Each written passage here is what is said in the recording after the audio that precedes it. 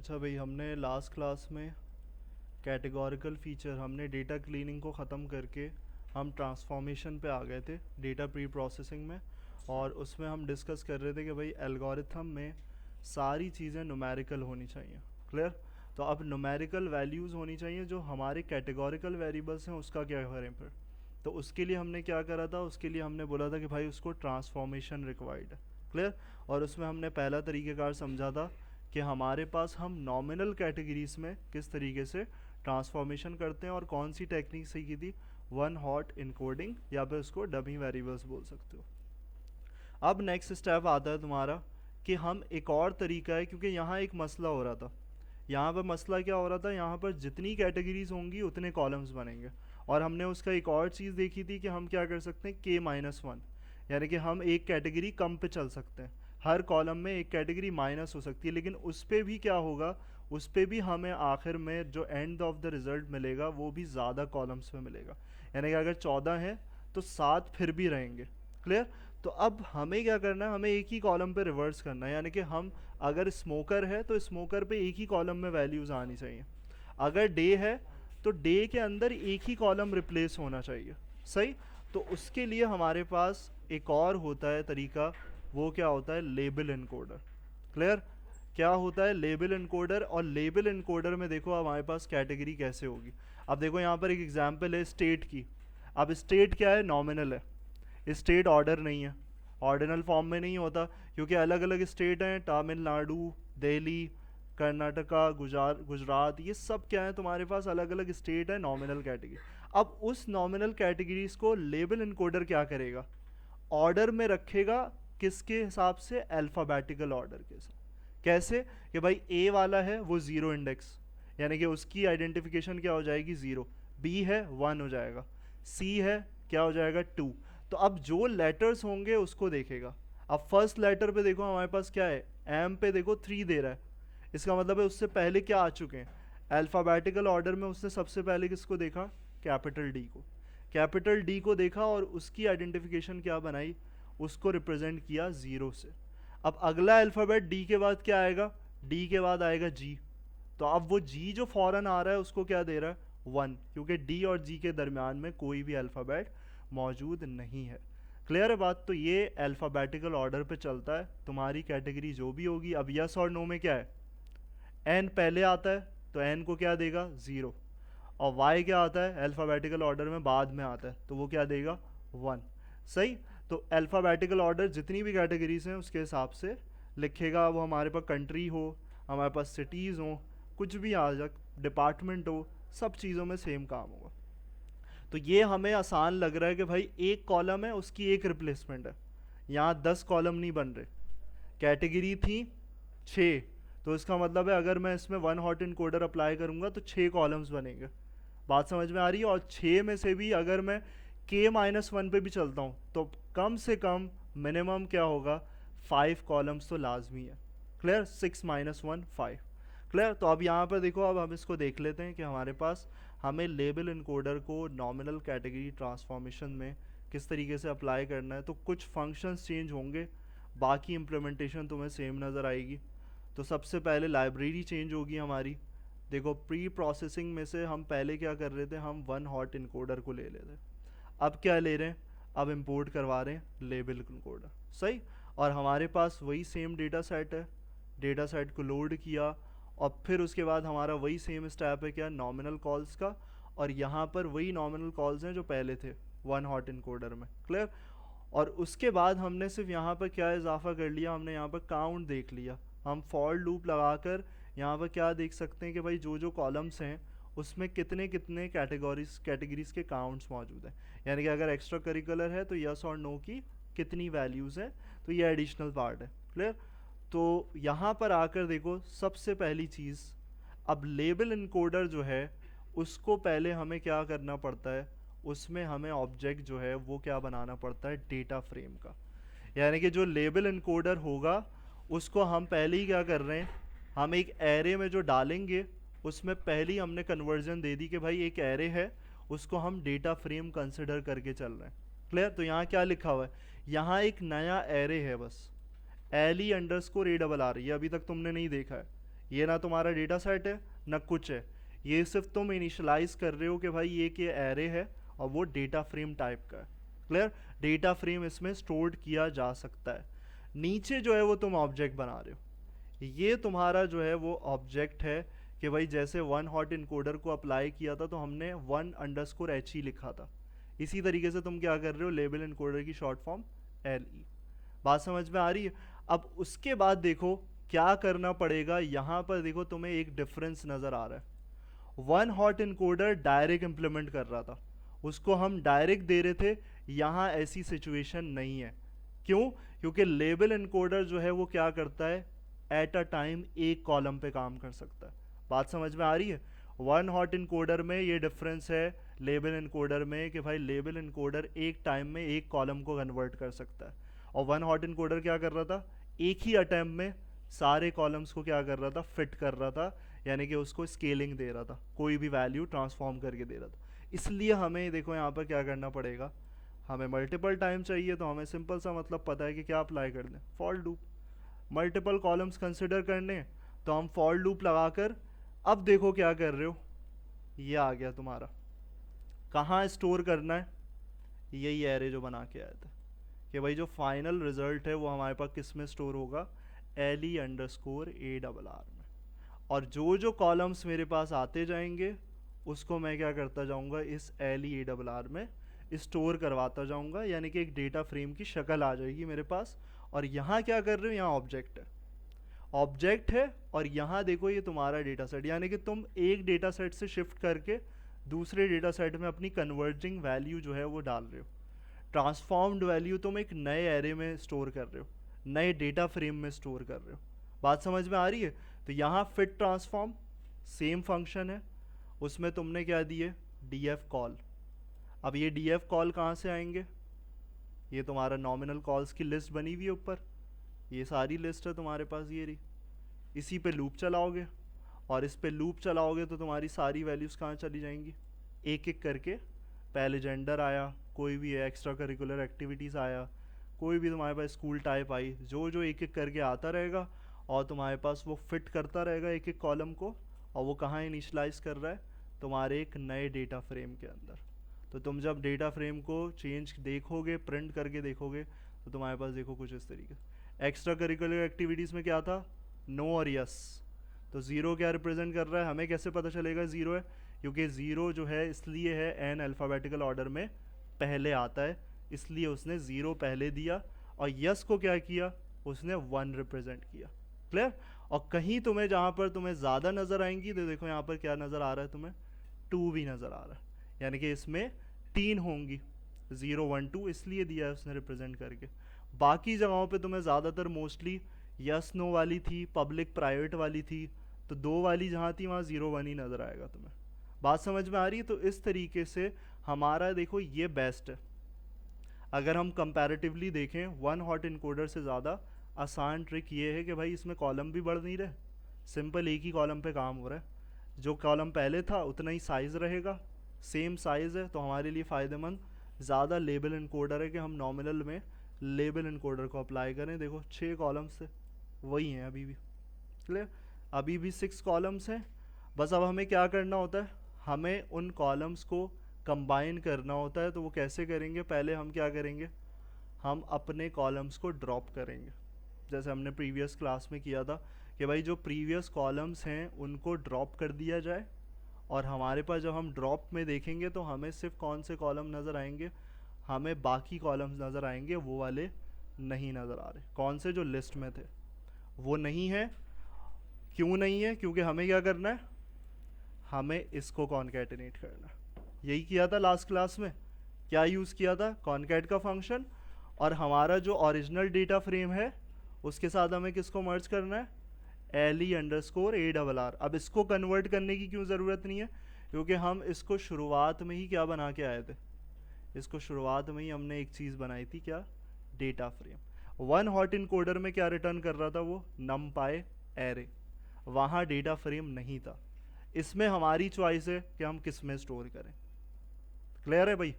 तो यहाँ पर इस तरीके से तुम्हारे पास फाइनल जो कॉन्कैटिनेशन होगी वो ये होगी। और x इज इक्वल्स टू 1 का मतलब क्या होता है, रॉ वाइज ये पहले भी बता चुका हूँ। तो रॉ वाइज अपडेशन तुम्हारे पास हो रही है क्योंकि कॉलम पे फोकस नहीं हो रहा, कॉन्कैटिनेट जो करना है वो रॉ के हिसाब से करना है। दोनों रॉस मिलेंगी आपस में, एक डेटा की दूसरे डेटा के हिसाब से। सही, तो फाइनल हमारे पास देखो डी एफ अपडेटेड हेड आ रहा है। अब इसमें जब तुम देखोगे तो तुम्हारे पास तुम्हें वैल्यूज़ जो हैं वो नज़र आएंगी सबसे लास्ट में। ये आ गया, extra curricular activities, internet access, जितने भी कॉलम्स तुमने लिस्ट में दिए थे वो कॉन्कैटिनेट हो गए। यानी कि ये तुम अब ये जो तुम्हारा डेटा है ये तुम्हारे लिए इम्पॉर्टेंट है। यानी कि अब तुम आँख बंद करके इस डेटा को एल्गोरिथम को दे सकते हो, चाहे वो लीनियर रिग्रेशन हो, चाहे तुम्हारे पास तुम्हारा के मीन्स क्लस्टरिंग हो, चाहे तुम्हारे पास कौन सा नेव बेस्ड क्लासीफायर, कोई भी एल्गोरिथम हो, आँख बंद करके तुम उसको दो, कोई एरर नहीं देगा। लेकिन अभी जो ऑर्डिनल वाले हैं उनको करना ज़रूरी है, क्योंकि ऑर्डिनल वाले हमारे पास रह गए ये वाले, ये distance from home, positive, negative, neutral, इसको ऑर्डिनल के से हैंडल करना पड़ेगा ये, क्योंकि नॉमिनल में काउंट नहीं होते। अगर तुम इसको भी उससे कर दोगे तो तुम्हारी गलती होगी, हो तो जाएगा, कर तो लोगे, वो कोई भी एरर नहीं देगा क्योंकि वो भी तो अल्फ़ाबेट ही है, एन एम, तो तुम अप्लाई कर दो, कन्वर्ट करके दे देगा, लेकिन वो गलत होगा। जब एक तरीका रखा गया है ऑर्डिनल, तो ऑर्डर्स के हिसाब से वहाँ पर ऑर्डर का फंक्शन लगाया जाए। अब सेव करने का तरीका क्या है, जैसे हमने आर में देखा था, तो हम सेव कहाँ करेंगे, कहीं लोकल तो करेंगे नहीं, ड्राइव की लोकेशन पे करेंगे। जैसे हम लोड कर रहे हैं वैसे ही हम क्या करेंगे, यहाँ पर इस तरीके से लोकेशन दोगे ड्राइव की, जो भी ड्राइव की लोकेशन होगी, और लास्ट में तुम्हारे फाइल का नाम आ जाएगा, अपडेटेड फाइल कुछ भी रख सकते हो। और index is equals to false क्या है कि भाई index means like ID column, यानी कोई भी आईडी का कॉलम है एक्स्ट्रा, वो क्या होगा, वो कंसिडरेशन में नहीं आएगा। सेव करते वक्त तुम्हारे पास जो प्रॉपर तुम्हारे कॉलम्स हैं बस वो आएंगे, इंडेक्स वाला कॉलम हट जाएगा।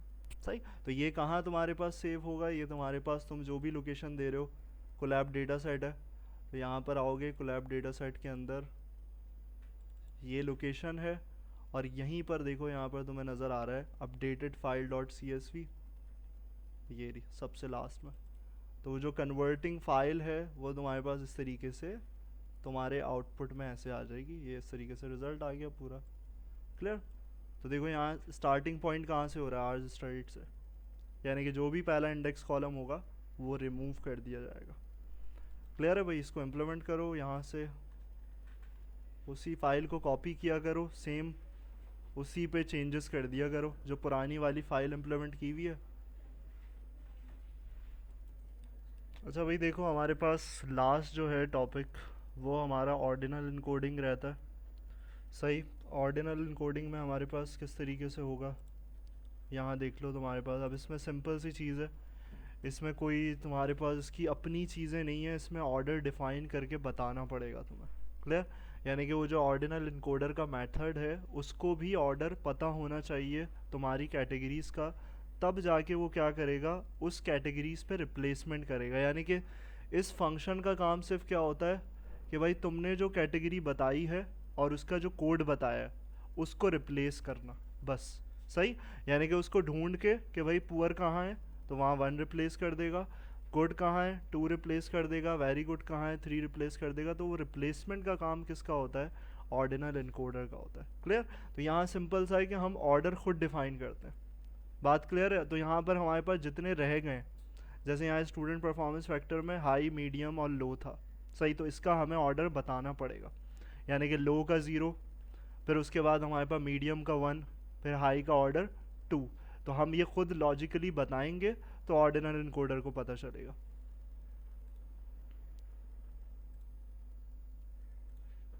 तो हम इस पे आ जाते हैं, हमारे machine learning, data pre processing, और यहाँ पर हमारे पास ऑर्डिनल कैटेगोरिकल फीचर्स ट्रांसफॉर्मेशन।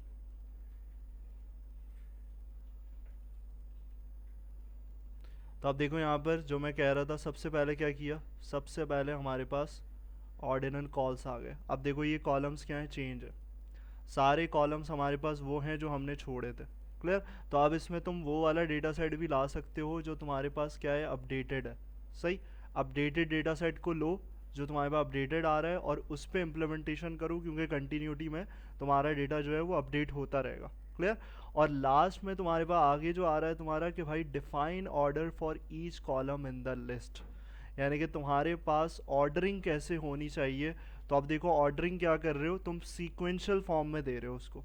क्या सीक्वेंशियल फॉर्म में दे रहे हो? सीक्वेंशियल फॉर्म में तुम ये दे रहे हो कि भाई पहले लो, फिर मीडियम, फिर हाई। तो इस तरीके से तुम्हारे पास तुमने क्या किया, तुमने सीक्वेंस बता दिया। हमारे पास डेटा में क्या है, हमारे पास डेटा में सीक्वेंस नहीं है। कहीं उसको कॉलम में हाई मिलेगा, कहीं पर मीडियम मिलेगा, कहीं पर लो मिलेगा, तो वो आगे पीछे होगा। तुमने एक सीक्वेंस में भाई पहले लो आना चाहिए, फिर कंसिडरेशन में मीडियम आना चाहिए, फिर कंसिडरेशन में हाई आना चाहिए।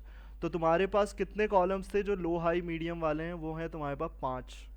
तो तुमने क्या किया, तुमने यहाँ पर एक एरे बना दिया पूरा, और इस लिस्ट के अंदर तुम्हारे पास पूरी ये सारी डिफाइन कर दी। सही। तो ये पूरी तुम्हारी कैटेगरीज की आ गई। अब ये किसको चाहिए? ये जो कैटेगरी का सीक्वेंस है वो तुम किसको बताओगे? वो बताओगे अपने ऑर्डिनल इनकोडर के फंक्शन को, जो तुम्हारी सेम लाइब्रेरी से आ रहा है, प्री प्रोसेसिंग। जैसे लेबल इनकोडर था वैसे ऑर्डिनल इनकोडर। और यहाँ पर तुमने सिर्फ क्या करना है, अब देखो ये कैटेगरी से इसका प्री डिफाइंड, दोनों सेम नहीं है। ये प्री डिफाइंड है और इसका नाम कुछ भी रख सकते हो, क्योंकि ये तुम्हारी अपनी बनाई हुई क्या है, लिस्ट है। क्लियर। तो तुम्हारे पास जैसे एरे ऑफ ऑब्जेक्ट होता है, ये क्या है तुम्हारा, ये तुम्हारा कहलाएगा एरे ऑफ लिस्ट, या फिर लिस्ट ऑफ लिस्ट बोल सकते हो। क्लियर। तो यहाँ पर देखो तुम्हारे पास क्या हो रहा है, यहाँ पर हम इसको एक ऑब्जेक्ट में जैसे सेम करते हुए आ रहे हैं, इनकोडर में हमने स्टोर कर लिया। क्लियर। इनकोडर में हमने स्टोर कर लिया, और यहाँ पर हमारे पास हमने ये चेक कर लिया कि भाई कहीं हमारे इस डेटा सेट में नल वैल्यू तो नहीं आ रही। तो वो तुम पहले ही चेक कर चुके होगे, ये तुम्हारा एडिशनल पार्ट है, ये तुम्हें यहाँ पर चेक करने की ज़रूरत भी नहीं है, क्योंकि यहाँ पर हमने देख लिया कि भाई एन फिल करना है। तो वो चीज़ हमारे पास यहाँ हो गई, ये तुम्हारा पार्ट ये नहीं होगा, ये फिट करने का पार्ट नहीं है, ये है तुम्हारा फिट करने का पार्ट। कि भाई तुमने अब फाइनल क्या करना है, अपने कॉलम्स को फिट करवाना है। कैसे करवाओगे? तो देखो यहाँ पर क्या कर रहे हो, ये तुम्हारा encoder object dot fit transform, और उसके अंदर तुम क्या दे रहे हो, डीएफ डेटा फ्रेम जो तुम्हारा एक्चुअल है, और उसमें क्या पास कर रहे हो, तुम्हारे ऑर्डिनल कॉल्स। क्लियर। और यहाँ पर तुमने कॉलम्स की वैल्यू में क्या असाइन किया है कि भाई ये भी तुम्हारे क्या हैं, ये भी ऑर्डिनल कॉल्स मौजूद हैं। तो ये यहाँ क्या करेगा, ये डायरेक्टली क्या कर रहा है, तुम्हारे फिट भी कर रहा है ऑर्डिनल कॉल्स को, यहाँ पर फिटिंग भी तुम्हारे पास साथ साथ हो रही है, और उसके साथ साथ तुम्हारे पास कन्वर्जन होके फाइनली डेटा फ्रेम में भी आ रहा है। यानी कि जो दो स्टेप हम अलग अलग कर रहे थे सेपरेटेड वे में, वो हम वन लाइनर में कर रहे हैं, एक ही लाइन में दोनों चीज़ें कर रहे हैं, फिटिंग भी हो रही है और डेटा फ्रेम में कन्वर्जन भी हो रही है। बात समझ में आ रही है? और देन हम क्या कर लेंगे, यहाँ देख लेंगे कि हमारे डी एफ इनकोडेड में क्या आया। तो यहाँ देखो तुम्हारे पास क्या हुआ कि भाई यहाँ पर तुम्हारे पास लो के लिए वैल्यू असाइन हुई, मीडियम के लिए होगी, हाई के लिए होगी। तो यहाँ पर तुम्हें देखो अब यहाँ नहीं आ रहा 2, क्योंकि हाई हमारे पास नहीं होगा, नीचे होगा। यहाँ 2 तुम्हें टॉप पे नज़र आ रहा है, क्योंकि हाई सबसे टॉप पे होगा। क्लियर। तो हमने जो सीक्वेंस बताया कैटेगरी का, उसके हिसाब से उसने क्या किया, उसकी वैल्यूज असाइन कर दी। तो सीक्वेंस आगे पीछे करोगे तो वो वही समझेगा। तुमने मीडियम पहले रख दिया, लो बीच में रख दिया, तो तुम्हारी मीडियम को 0 वैल्यू असाइन हो जाएगी। इसका मतलब है तुम्हारा एल्गोरिथम ट्रेन गलत होगा आगे। क्लियर। लॉजिकली तुम्हारे डेटा सेट के हिसाब से, क्योंकि वो कुछ और अंडरस्टैंडिंग कर रहा होगा। बात समझ में आ रही है? तो ये सारे कन्वर्ट हो गए, और कन्वर्जन के बाद वही रिपीट हो रहा है स्टेप के भाई पहले ड्रॉप करेंगे जो पुराने कॉलम्स हैं, और देन फिर क्या कर दिया जाएगा, फिर हमारे पास हम उसको कॉन्कैटिनेट कर देंगे। यहाँ सिर्फ हमारी डेटा फ्रेम की चीज़ें चेंज हुई हैं, कोड वही है, कोड सेम है कि भाई D F dropped comma D F encoded, दोनों को मिला दिया, रॉ वाइज ही करना है। और यहाँ पर तुम्हारे पास इस तरीके से पूरा ये तुम्हारा स्टेप डी एफ अपडेटेड ये पूरा आ रहा है, तुम्हारे ये सारे कॉलम्स जो हैं वो अपडेट हो। अब तुम्हारे जो प्रीवियस होंगे वो भी तुम्हें इस स्टेट में नज़र आएंगे जैसे तुमने लेबल इनकोडर में किया था। क्लियर। और सेव करने का तरीका वही रिपीट हो रहा है यहाँ पर तुम्हारे पास इस तरीके से पूरा। या तो ये इसको भी इम्प्लीमेंट कर लो जिसका हो गया है, और जो फंसा हुआ है पुराने वाले पे वो दुरूद शरीफ पढ़े और खुद दम करके कोशिश करेगा आगे हो जाए।